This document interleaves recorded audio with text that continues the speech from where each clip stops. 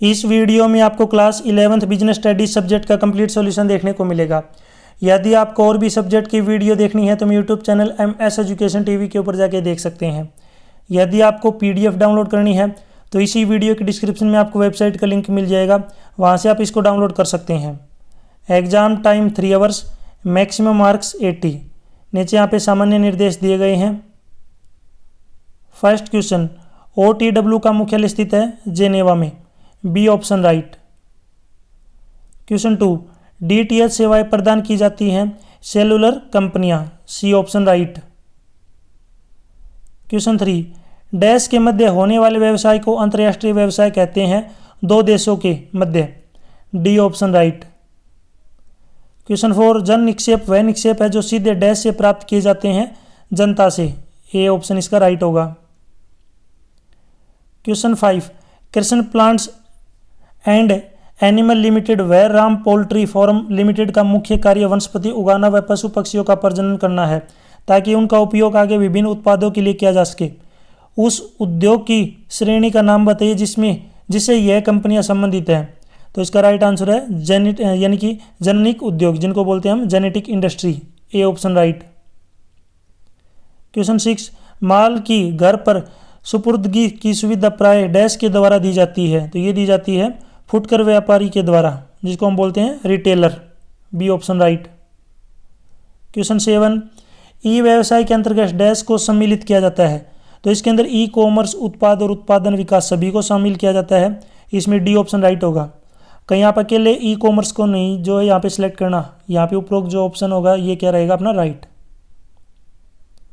Next है question 8, Bharat में एक ऐसा बैंक है जो वाणिज्यिक बैंकों की गतिविधियों का पर्यवेक्षण, नियंत्रण एवं नियमन करता है। यह सरकार के बैंक के रूप में भी कार्य करता है। यह देश की मुद्रा एवं साख संबंधी नीतियों का नियंत्रण एवं समन्वय करता है। बैंक का नाम बताइए, तो कौन सा बैंक है, इसको बोलते हैं reserve bank of India, RBI। इसका जो सी ऑप्शन होगा राइट। आपको बताना है रिजर्व बैंक ऑफ इंडिया की स्थापना कब हुई, इसका आंसर आप मुझे ज़रूर कमेंट सेक्शन में बताएं। क्वेश्चन 9, मशीनों के शोर से कानों में बहरापन आना डैश प्रदूषण को जो है इंगित करता है, तो ये जो प्रदूषण है आपका ध्वनि प्रदूषण, जिसको बोलते हैं noise pollution, C option right.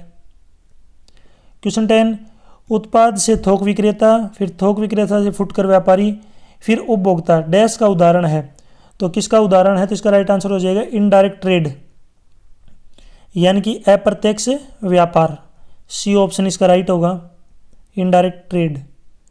Question 11, GST का पूर्ण रूप क्या है, यानी कि इसकी फुल फॉर्म बतानी है। इसकी फुल फॉर्म होती है गुड्स एंड सर्विस टैक्स, यहाँ पे जो बी ऑप्शन ही क्या रहेगा राइट, वस्तु एवं सेवा कर। क्वेश्चन 12, भारत की केंद्रीय सरकार व हरियाणा सरकार के पास ABC लिमिटेड का चुकता अंश पूंजी में कम से कम 26% व 25% हिस्सेदारी है। एक कंपनी में पूंजी के इस तरह से योगदान से स्पष्ट होता है कि सरकार का चुकता अंश पूंजी पर नियंत्रण है। ABC कंपनी के नाम से स्थापित सार्वजनिक उपक्रम को पहचानिए, तो इसका राइट आंसर हो जाएगा सरकारी कंपनी, ए ऑप्शन इसका राइट होगा, गवर्नमेंट कंपनी। क्वेश्चन 13, नीचे दिए गए विकल्पों में से सही विकल्प का आपको चयन करना है। ये क्वेश्चन आपका अभिकथन कारण आधारित प्रश्न है। इसमें सबसे पहले देखिए अपने पास स्टेटमेंट दे रखी है अभिकथन की, एक व्यावसायिक इकाई द्वारा सामाजिक उत्तरदायित्व की धारणा ही उसके अस्तित्व एवं विकास के लिए औचित्य प्रदान करती है। तो पहली जो स्टेटमेंट है ये बिल्कुल ट्रू है। कारण है कि व्यवसाय की उन्नति एवं विकास तभी संभव है जब समाज को लगातार सेवा उपलब्ध होती रहे। तो सेकंड स्टेटमेंट ये भी क्या सही है और ये इसकी करेक्ट एक्सप्लेनेशन भी है। तो इसका राइट आंसर हो जाएगा ए ऑप्शन, अभिकथन और कारण दोनों सत्य हैं और कारण जो है अभिकथन की सही व्याख्या है। क्वेश्चन नेक्स्ट है 14, यहाँ पे भी देखिए नीचे दिए गए विकल्पों में से सही विकल्प का आपको चयन करना है। तो इसमें अभिकथन दे रखा है कि सभी देश अपनी आवश्यकता की वस्तुओं का भली प्रकार एवं सस्ते मूल्य पर उत्पादन नहीं कर सकते, तो ये स्टेटमेंट बिल्कुल ट्रू है। कारण है कि सभी देशों के मध्य प्राकृतिक साधनों का असमान वितरण होता है, तो ये भी स्टेटमेंट सही है और ये ऊपर वाले की करेक्ट एक्सप्लेनेशन भी है। तो इसका राइट आंसर हो जाएगा ए ऑप्शन, अभिकथन और कारण दोनों सत्य हैं और कारण अभिकथन की जो है सही व्याख्या है। क्वेश्चन 15, विनियोग तत्व किस बीमा में निहित है, तो ये किस बीमा में निहित है, इसको बोलते हैं लाइफ इंश्योरेंस, लाइफ इंश्योरेंस। ये जो आंसर रहेगा आपका रहेगा क्वेश्चन 15 का। क्वेश्चन 16, यहाँ पे फुल फॉर्म आपको लिखनी है CIF। तो C का मतलब होता है कॉस्ट यहाँ पे, और I का मतलब है इंश्योरेंस, और F का मतलब हो जाएगा यहाँ पे फ्राइट, FREIGHT। ये फुल फॉर्म होती है CIF की, जिसको हिंदी में बोलते हैं लागत, बीमा और भाड़ा। क्वेश्चन 17, आर्थिक क्रिया का एक उदाहरण दीजिए। तो आर्थिक क्रिया का एक उदाहरण है जैसे दुकानदार द्वारा क्रय और विक्रय करना, यानी कि दुकानदार जो है कोई चीज़ खरीदता और बेचता है, वो क्या है, आर्थिक क्रिया का उदाहरण है। क्वेश्चन 18, एक सेवा उपक्रम सूक्ष्म इकाई माना जाएगा यदि उसमें यंत्रों में विनियोग 10 करोड़ रुपए तक हो और वार्षिक टर्नओवर 5 करोड़ तक हो। तो उसके लिए यहाँ पे जो ब्लैंक है इसमें क्या आ जाएगा, 1 करोड़। यहाँ पे जो ब्लैंक है इसमें आ जाएगा 1 करोड़, 1 करोड़। क्वेश्चन 19, उदर क्रम के लिए विक्रेता से प्राप्त खरीदे गए माल के विवरण को डैश कहते हैं। तो उसको बोलते हैं हम बीजक, यानी कि इनवॉइस। क्वेश्चन 20, फैशन वाली वस्तुओं का व्यवसाय करने में डैश जोखिम होता है। तो इनका जो व्यवसाय है तो उसमें जो जोखिम होगा वो क्या होगा, अधिक, क्योंकि आपको पता है फैशन डे बाय डे जो है बदलता रहता है। तो इसमें फैशन क्या होगा, अधिक, यानी कि जो जोखिम होगा अधिक होगा। क्वेश्चन 21, व्यवसाय के कर्मचारियों के प्रति कोई 3 उत्तरदायित्वों का वर्णन कीजिए, यानी कि कौन कौन से उत्तरदायित्व हैं। सबसे पहला है सही ढंग की कार्य दशाएं प्रदान करना। दूसरा, श्रमिकों को उचित वेतन देना। तीसरा, कार्य के सुअवसर प्रदान करना। और चौथा, श्रमिकों के लिए उचित व्यवहार करना। क्वेश्चन 22, किन्हीं 3 इलेक्ट्रॉनिक बैंकिंग सेवाओं का संक्षेप में वर्णन कीजिए। तो इसमें पहला है ATM, यानी कि स्वचालित टेलर मशीन। दूसरा है क्रेडिट कार्ड, और तीसरा डेबिट कार्ड। डिटेल आप जो है खुद कर सकते हैं। क्वेश्चन 23, थोक व्यापार से क्या अभिप्राय है, किन्हीं 2 विशेषताओं का यहाँ पे आपको जो है बतानी है।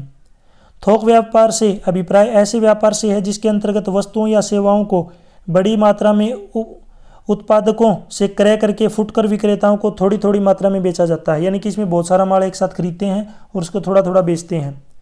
इसकी विशेषताएं हैं, पहला है कि थोक व्यापारी वस्तुओं की बड़ी मात्रा खरीदता है, और दूसरा वह कुछ विशेष वस्तुओं में ही जो व्यापार करता है। क्वेश्चन 24, साझेदारी वैधानिक लक्षणों का वर्णन कीजिए। पहला है साझेदारी को प्रारंभ करने के लिए कम से कम 2 व्यक्तियों की आवश्यकता होती है। दूसरा, साझेदारी का व्यवसाय वैधानिक होना चाहिए। तीसरा, साझेदारी का महत्वपूर्ण लक्षण है व्यवसाय का उद्देश्य लाभ कमाना। 24 में एक और क्वेश्चन दे रखा, और में एकाकी स्वामित्व के लक्षणों का वर्णन कीजिए। तो इसमें पहला पॉइंट है एकाकी व्यापार में एक ही व्यक्ति का स्वामित्व होता है। दूसरा है एकाकी व्यापार का स्वामी ही अक्सर प्रबंधक का कार्य भी करता है। तीसरा पॉइंट, एकाकी व्यापारी का दायित्व असीमित होता है। क्वेश्चन 25, विभागीय उपक्रम से आप क्या समझते हैं, इसकी विशेषताओं का वर्णन कीजिए। आंसर है, विभागीय उपक्रम ऐसे सार्वजनिक उपक्रम है जिसका संचालन एक सरकारी विभाग के रूप में संबंधित मंत्री के निर्देशन से किया जाता है। इसकी विशेषताएं, पहली है इसकी स्थापना एक सरकारी विभाग के रूप में सरकार द्वारा की जाती है।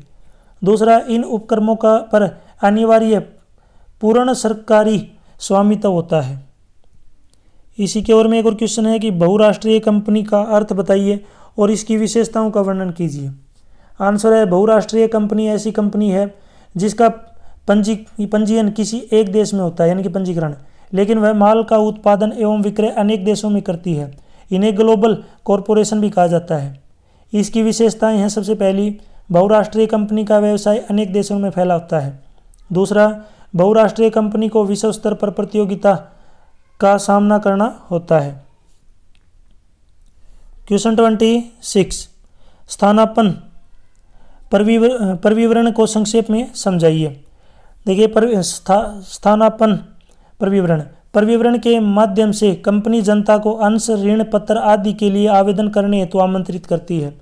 यदि एक कंपनी जनता को अंश, ऋण पत्र खरीदने के लिए आमंत्रित नहीं करती है तो वह परिविवरण के स्थान पर स्थानापन्न परिविवरण निर्गमित होती है। स्थानापन्न परिविवरण के स्थान पर रजिस्ट्रार ऑफ कंपनी के पास जमा करवाया जाता है। इसमें उन सभी बातों का उल्लेख होता है जो कि परिविवरण में होती हैं। इसी के अथवा में एक और क्वेश्चन दे रखा है, परिविवरण को परिभाषित कीजिए। परिविवरण निर्गमन से क्या उद्देश्य है। तो इसका आंसर है, परिविवरण से अभिप्राय उस प्रलेख से है जिसमें निर्गमन के निर्गमन से संबंधित सभी सूचनाओं का उल्लेख होता है तथा जिसके माध्यम से कंपनी जनता को अंश, ऋण पत्र आदि के लिए आवेदन करने हेतु आमंत्रित करती है। इसके उद्देश्य पहला है अंशों एवं ऋण पत्रों को खरीदने के लिए जनता को आमंत्रित करना। दूसरा, उन शर्तों का ब्यौरा देना जिन पर जनता को अंशों व ऋण पत्रों को खरीदने के लिए आमंत्रित करना है। तीसरा, इस आशय की घोषणा करना कि पर विवरण में लिखी बातों के लिए कंपनी के संचालक उत्तरदायी हैं। क्वेश्चन 27, ई व्यवसाय से आप क्या समझते हैं? परंपरागत व्यवसाय एवं ई व्यवसाय में अंतर स्पष्ट कीजिए। सबसे पहले देखिए ई व्यवसाय से अभिप्राय सभी औद्योगिक तथा वाणिज्यिक क्रियाओं को कंप्यूटर नेटवर्क के माध्यम से पूरा करना है। नेक्स्ट, अगर इनकी बात करें अंतर की, तो अंतर देखिए स्थापना, शारीरिक उपस्थिति, स्थापना की लागत, व्यवहार में लगने वाला समय आदि के आधार पर आप यहाँ पे अंतर कर सकते हैं। क्वेश्चन 28, व्यवसाय के सामाजिक उद्देश्यों का वर्णन कीजिए। तो व्यवसाय के सामाजिक उद्देश्य पहला है उच्च किस्म की वस्तुएं उचित मूल्य पर। दूसरा, समाज के विकास में योगदान। तीसरा, विनियोग को प्राप्त लाभ। चौथा, रोजगार उपलब्ध कराना। क्वेश्चन 29, बीमा के किन्हीं दो सिद्धांतों का संक्षेप में वर्णन कीजिए। पहला है अधिकार समर्पण के सिद्धांत। इसका अभिप्राय है कि जब बीमाकर्ता किसी स्थिति से संबंधित दावे का भुगतान कर देता है तो बीमा की विषय वस्तु से संबंधित सभी अधिकार बीमाकर्ता को हस्तांतरित हो जाते हैं। उदाहरण के लिए यदि एक व्यक्ति ने अपने मकान का बीमा करवाया और मकान आग से पूरी तरह से नष्ट हो गया तो कंपनी बीमाधारी को अग्रिम बीमा की संपूर्ण राशि का भुगतान करेगी और मकान के अवशेषों पर बीमा कंपनी का अधिकार होगा। दूसरा है निकटतम कारण का सिद्धांत। इसका अभिप्राय यह है कि हानि के लिए जिम्मेदारी निश्चित करने के लिए हानि के निकटतम कारण को देखा जाता है, न कि दूरस्थ कारण को। उदाहरण के लिए जानवर टक्कर मार कर जहाज में छेद कर देता है तो स्थिति का निकटतम कारण जहाज में पानी भरना है। इसी के देखिए यहाँ पे आगे क्वेश्चन दे रखा है 29 में और में इंटरनेट के 4 लाभों का वर्णन कीजिए। तो पहला है संप्रेषण में सहायक यानी कि कम्युनिकेशन में हेल्पफुल। मनोरंजन में सहायक एंटरटेनमेंट में हेल्पफुल। ई कॉमर्स में सहायक यानी कि ऑनलाइन जो सामान खरीदते हैं वो। दूसरा है चौथा है भुगतान में सहायक यानी कि हेल्पफुल इन पेमेंट। ये सभी जो हैं यहाँ पे क्या रहेंगे इंटरनेट के लाभ। आपको बताना है, आपने सुना होगा गूगल क्रोम। आपको बताना ये वेबसाइट है, ब्राउज़र है या सर्च इंजन है, जो भी आपको जो है यहाँ पे कमेंट सेक्शन में बताना है ये क्या है। आप यूज़ भी करते हैं ज़रूर इसको। क्वेश्चन 30, घरेलू और अंतर्राष्ट्रीय व्यापार में अंतर स्पष्ट कीजिए। तो क्रेता और विक्रेता की राष्ट्रीयता, उत्पादन के साधनों की गतिशीलता, बाजार में ग्राहकों की प्रवृत्ति में भिन्नता, भिन्न व्यापार प्रणालियाँ, मुद्रा में भिन्नता, जोखिम आदि के आधार पर अंतर। डिटेल में आप खुद कर सकते हैं। इसी की ओर में एक और क्वेश्चन है, विश्व व्यापार संगठन से आपका क्या अभिप्राय है, जिसको बोलते हैं WTO, वर्ल्ड ट्रेड ऑर्गेनाइजेशन। इसके 2 उद्देश्य बताने हैं। तो आंसर है विश्व व्यापार संगठन गेट का स्थान लेने वाला विश्व मान्यता प्राप्त एक व्यापार संगठन है जो अंतर्राष्ट्रीय व्यापार को प्रोत्साहित करने के लिए नई दृष्टि व अधिक शक्ति का प्रयोग करता है, यानी कि अधिक शक्ति लिए हुए हैं। इसके उद्देश्य पहला है विश्व व्यापार संगठन का प्राथमिक उद्देश्य नए विश्व व्यापार समझौते को लागू करना। दूसरा, विश्व व्यापार संगठन बहुपक्षीय व्यापार को बढ़ावा देना चाहता है। क्वेश्चन 31, जन निक्षेप से क्या अभिप्राय है, इसके कोई 2 लाभ लिखिए। तो इसमें देखिए जन निक्षेप यानी कि जिसको बोलते हैं पब्लिक डिपॉजिट, इसको हिंदी में बोलते हैं सार्वजनिक जमा। जब संगठन सीधे जनता से धन जमा करते हैं तो इसे सार्वजनिक जमा या फिर जन निक्षेप कहते हैं। इसके निम्न लाभ है। पहला है जमा प्राप्ति की प्रक्रिया सरल है एवं किसी प्रकार की प्रतिबंधन शर्तें नहीं होती जैसे कि साधारणतः ऋण अनुबंधों में होती हैं। दूसरा, सार्वजनिक जमा पर किया गया व्यय बैंक एवं वित्तीय संस्थाओं से ऋण की लागत से कम होता है। क्वेश्चन 32, लघु स्तरीय उपक्रम से आप क्या समझते हैं? ग्रामीण भारत में छोटे व्यवसाय की क्या भूमिका है? इसका आंसर है लघु व्यवसाय का अभिप्राय ऐसे व्यवसाय से है जिसका स्वामित्व संचालन स्वतंत्र रूप से होता है, जिसमें प्लांट एवं मशीनरी या उपकरणों में विनियोग की अधिकतम सीमा 1 करोड़ से अधिक और 10 करोड़ रुपए तक है और वार्षिक टर्नओवर की अधिकतम सीमा 5 करोड़ से अधिक और 50 करोड़ तक है। आगे बात करें ग्रामीण भारत में छोटे व्यवसाय की भूमिका। सबसे पहला है अधिक रोजगार, दूसरा आर्थिक मजबूती, तीसरा कारीगरों के लिए अवसर, चौथा जीवन स्तर में सुधार। इसी की ओर में एक और क्वेश्चन दे रखा है, उद्यमिता से आप क्या समझते हैं? उद्यमिता की विशेषताओं का वर्णन करें। इसका आंसर है, उद्यमिता किसी अन्य आर्थिक गतिविधियों को आगे बढ़ाने से अलग अपना व्यवसाय स्थापित करने की प्रक्रिया है, चाहे वह रोजगार हो या किसी पेशे को चलाना हो। इसकी विशेषताएं, पहला है व्यवस्थित गतिविधि, दूसरा वैध और उद्देश्यपूर्ण गतिविधि, तीसरा नवाचार और चौथा जोखिम उठाना। क्वेश्चन 33, अंशों और ऋण पत्रों को परिभाषित कीजिए और उनमें अंतर लिखिए। तो इसका आंसर है, अंश कंपनी की पूंजी का भाग होते हैं जो कंपनी में स्वामित्व का प्रमाण पत्र होते हैं। ऋण पत्र कंपनी की मुद्रा के अंतर्गत निर्मित किया गया ऋण की स्वीकृति का लिखित निर्माण होता है।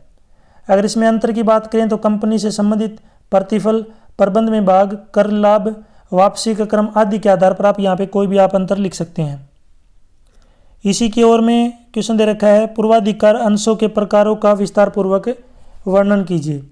तो इसके देखिए, पूर्वाधिकार अंशों के प्रकार, पहला है संचयी एवं असंचयी, दूसरा भागीदारी एवं अभागीदारी और तीसरा है परिवर्तनीय एवं अपरिवर्तनीय। डिटेल आप की जो अपनी बुक की सहायता आप ले सकते हैं। क्वेश्चन 34, पार्षद सीमा नियम के से आप क्या समझते हैं?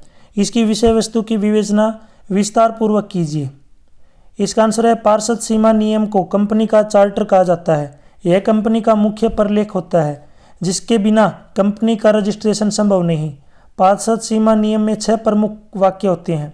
पहला है नाम वाक्य, दूसरा स्थान वाक्य, तीसरा उद्देश्य वाक्य, चौथा दायित्व वाक्य, पांचवा पूंजी वाक्य और छठा है संघ एवं हस्ताक्षरण वाक्य। इसी की ओर में एक और क्वेश्चन दिया हुआ है, पार्षद सीमा नियम एवं पार्षद अंतर नियम में कोई 6 यहाँ पे आपको अंतर बताने हैं। तो सबसे पहला बात करते हैं पार्षद सीमा नियम। तो सीमा नियम कंपनी स्थापना के उद्देश्यों को परिभाषित करते हैं। यह कंपनी का मुख्य प्रलेख है और कंपनी अधिनियम के अधीन है। सीमा नियम कंपनी के बाहरी दुनिया के संबंध निश्चित करता है। प्रत्येक कंपनी का सीमा नियम जमा कराना अनिवार्य है। दूसरा, अगर यहाँ पे बात करें पार्षद अंतर नियम, तो इसमें देखिए अंतर निगम कंपनी के आंतरिक प्रबंधन के नियम होते हैं। यह सहायक प्रलेख है तथा सीमा नियम एवं कंपनी अधिनियम के दोनों के अधीन है। अंतर नियम के बाहर के कार्यों की अंशधारी अनुमोदित कर सकते हैं। अंतर नियमों को जमा करना अनिवार्य नहीं है। क्वेश्चन 35, निजी कंपनी एवं सार्वजनिक कंपनी में 6 अंतर आपको बताने हैं। तो निजी कंपनियों में और जो यानी कि गवर्नमेंट जो हैं, पब्लिक कंपनी और जो प्राइवेट कंपनी है, इन सभी में आपको जो अंतर पता है कोई, ये जो है बिल्कुल नॉर्मल सा क्वेश्चन है। आप अपनी जो है बुक की सहायता या फिर आप अपने खुद विवेक से कर सकते हैं। इसी की ओर में एक और क्वेश्चन है कि कंपनी से आपका क्या अभिप्राय, किन्हीं 4 विशेषताओं का वर्णन कीजिए। आंसर है, कंपनी अधिनियम द्वारा निर्मित एक कृत्रिम व्यक्ति है जिसका अलग अस्तित्व होता है। इसका स्थायी अस्तित्व इसका जो स्थायी अस्तित्व होता है और इसकी एक सार्वभौम मुद्रा होती है। इसकी अगर विशेषताओं की बात करें तो सबसे पहला है अविच्छिन्न उत्तराधिकारी, दूसरी सीमित दायित्व, तीसरा कृत्रिम व्यक्ति और चौथा है पृथ्वीक अस्तित्व। ये जो है यहाँ पे इसके क्या होती हैं विशेषताएं। यहाँ तक वीडियो अपनी कंप्लीट हो चुकी है। वीडियो अच्छी लगी है तो उसको लाइक करें, अपने दोस्तों के साथ जरूर शेयर करें। और भी वीडियो देखनी है तो मेरे YouTube channel MS education TV के ऊपर जाके आपको मिल जाएंगी, वहाँ पे आप जाके इनको देख सकते हैं। PDF आपको डाउनलोड करनी है तो इस कोने में आपको वेबसाइट का नाम दिख रहा होगा, यहाँ से आप डाउनलोड कर सकते हैं। आपको बताना, जो 1 रुपये का नोट होता है ये जो है कौन जारी करता है। मैं यहाँ पे सिक्के की बात नहीं कर रहा, 1 रुपये के नोट की बात कर रहा हूँ। 1 रुपये के नोट कौन जारी करता है, आप मुझे कमेंट सेक्शन में बताएंगे। Thanks for watching.